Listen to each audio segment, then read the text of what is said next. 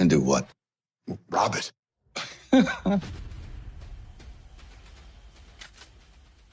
In 1988 London, after completing his preparations, Gilbert Galvin, a brilliant thief, walked into a bank wearing simple makeup.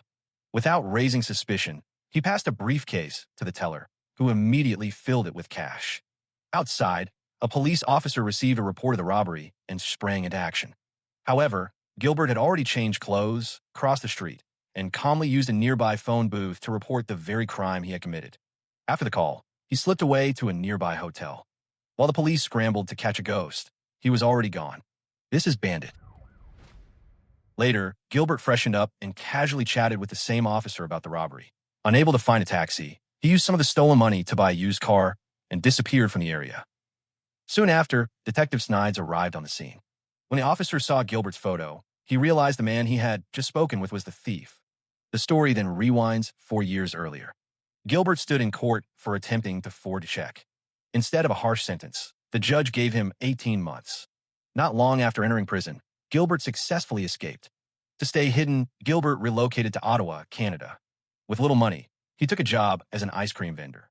Since he could not use his real ID, he bought one from a homeless man and adopted a new identity as Robert Whiteman. That night, Robert sought shelter at a homeless facility. At first, he was refused entry, but a guard named Andrea let him in after he pleaded. Over the next few days, Robert worked the streets, selling ice cream and sleeping at the shelter. He managed to save some money, but his plans were cut short when the manager shut down the business due to a lack of street vendors. Trying to forget his troubles, Robert went drinking at a local bar run by a criminal named Tommy. Robert witnessed an illegal deal and was thrown out for causing a scene. Meanwhile, Detective Snides walked in to confront Tommy. He warned Tommy that his days were numbered, but the police still lacked enough proof to arrest him. The scene then shows Robert inviting Andrea to dinner to thank her for helping him. Over the meal, they open up and discover they have a lot in common. They share a kiss, marking the beginning of their relationship. 8 months later, Robert walks into the home he now shares with Andrea. As he flips through a newspaper, he is stunned to see news of his prison escape. Realizing the police are still after him, Robert knows he must leave immediately to protect Andrea, who still knows nothing about his past. That night, Robert tells Andrea he has to go to Vancouver for work. Andrea has just found out she is pregnant and worries he might not come back. Seeing this, Robert promises he will return. Andrea agrees and says she will wait for him. In Vancouver, Robert searches for a job, but the financial crisis has dried up all opportunities. Frustrated and desperate, he briefly considers robbing an armored truck, but quickly dismisses the idea. As he picks up a few coins from the ground, Robert calls Andrea. Andrea bravely tells him she is pregnant and asks him to come home. Robert, I'm pregnant. With a baby? Dad! Are you kidding me? Overwhelmed with joy, Robert realizes he is going to have a family. At that moment, he sees an armored truck pull away from a nearby bank. Days later, Robert walks into the same bank wearing a simple disguise. He scopes out the layout, counting cameras and guards. Then he heads to a costume shop. With no cash, he rents a disguise using his ID. Borrow something and leave you my ID and then bring it back after I'm done? Returning to the bank dressed as a Homeland Security officer, Robert pretends to conduct a security inspection. While talking to the manager, he learns that the bank's policy is to comply with any robbery demands. He then visits the security section and learns only 2 guards are on duty. After confirming one of their identities, he finds out there will be a shift change that leaves the bank unguarded for a day.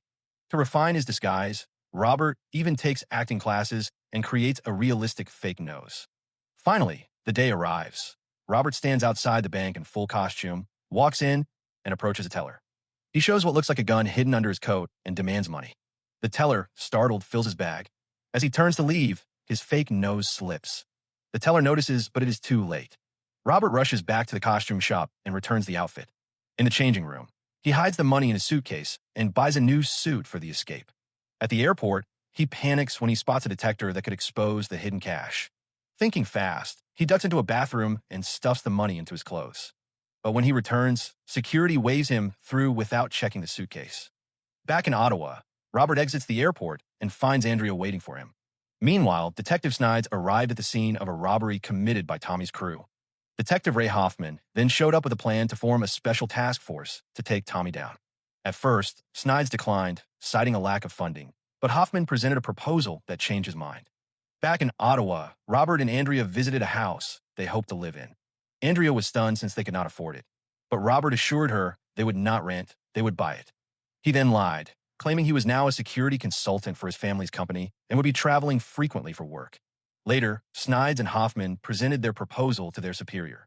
The pitch did not go smoothly, as their boss remained skeptical. Still, Snides stood his ground, saying they would continue without causing issues even if their plan was rejected. A few weeks passed. Robert approached Tommy, asking for financial backing. Desperate to fund his next plan, Robert made his pitch, but Tommy laughed him off, assuming he was drunk. Without a word, Robert invited him to watch a live robbery. Moments later, Robert changed into a construction outfit and entered the bank unarmed. Just 3 minutes later, Tommy saw him walk out of the back door of his nightclub carrying stacks of cash. Shocked, Tommy agreed to partner up but demanded a cut from every heist. Good partners. Partners are fine. From that point on, Robert hit banks across the region, switching disguises for each job. With every score, he funneled the cash into a growing stash hidden in his personal safe.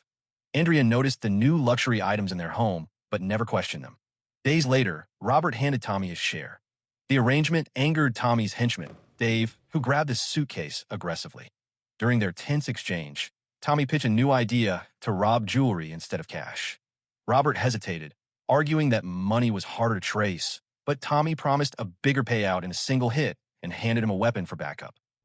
Well, I guess size does matter.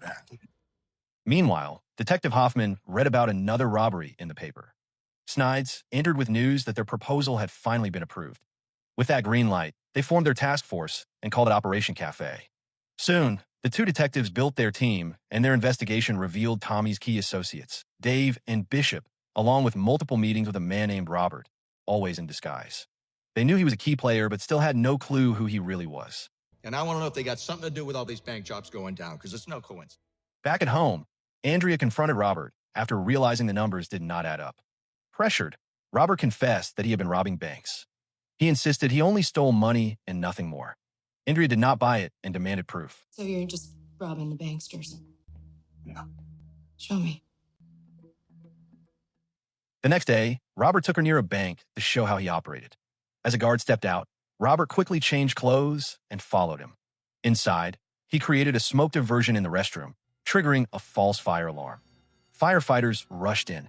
Then, to Andrea's shock, one of the firefighters emerged from the bank and headed toward her.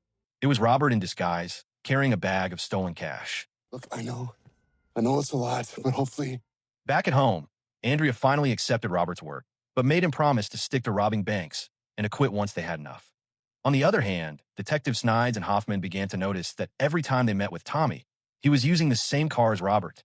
Suspicious, the two detectives decided to follow him. Meanwhile, in a public restroom, Robert had just finished changing disguises when he crossed paths with Snides. Snides spotted the fake nose Robert was still wearing and realized he had been disguising himself all along. However, without proof of Robert's activities, he could not take action. A few days later, Dave walked into the police station and revealed Robert's true identity as a fugitive. He also disclosed Robert's plan to rob a location in Vancouver. Snides did not hesitate. He went straight to the city to investigate further. Meanwhile, Robert arrived in Vancouver accompanied by Bishop, another of Tommy's henchmen. Although Robert preferred to work alone, Tommy insisted that Bishop come along. At the same time, Snides visited a local costume shop to learn more about Robert's disguises and requested assistance from the city police to monitor several targeted banks. Can you help or not? On the day of the heist, Robert and Bishop entered a jewelry store disguised as security officials inspecting the CCTV system. Coincidentally, the store was located right across from a bank under Snides' surveillance. That same day, a suspiciously large delivery of plants was made to the jewelry shop, drawing the detectives' attention.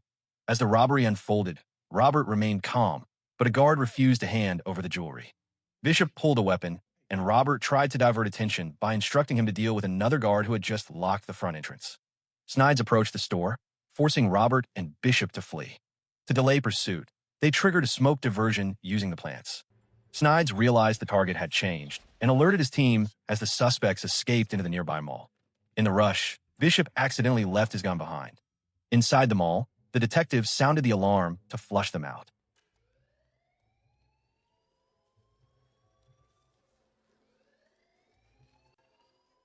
It worked that he spotted Robert and Bishop running toward the back exit. Bishop panicked, realizing he had forgotten his weapon and still needed time to unlock the door. Robert acted quickly and locked the iron door behind them, buying time. When Snides finally caught up, Robert was already cornered but stayed composed. Without solid evidence, Snides had no grounds to arrest him. Once again, Robert slipped away.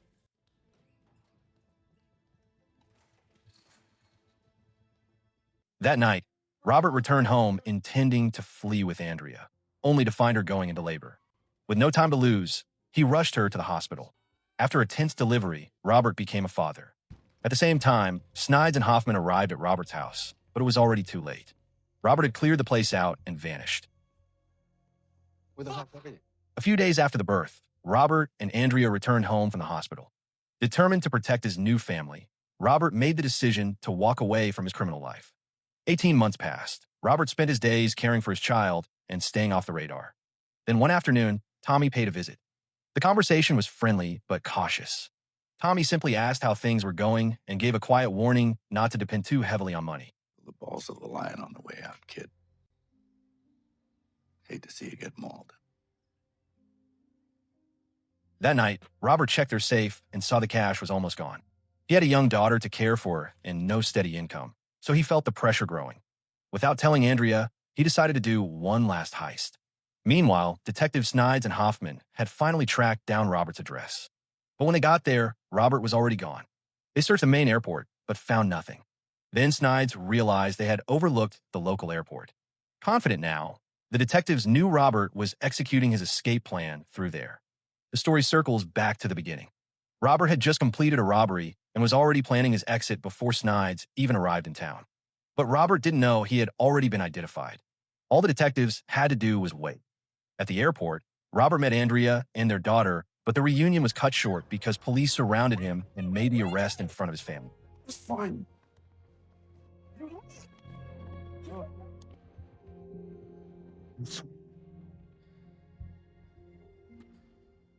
With Robert in custody, Snides moved fast and headed to Tommy's nightclub to carry out a search. At the station, Robert stayed calm during interrogation and even ordered pizza. But when Andrea arrived, all he could do was apologize. He admitted to lying, but told her she meant more to him than anything else. Not long after, Tommy showed up. Since Robert refused to implicate him, Tommy walked free.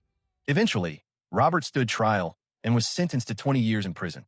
Him to 20 years in the Millhaven institution, effective immediately. While serving time, Andrea visited him with their second child. But the distance proved too much.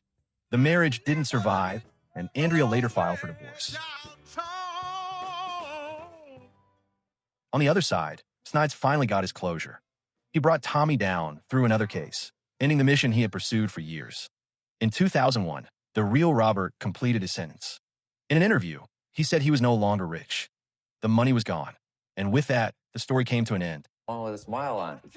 I don't have any money. So the moral of the story is, if you're going to lie, steal, and fake your way through life, at least don't return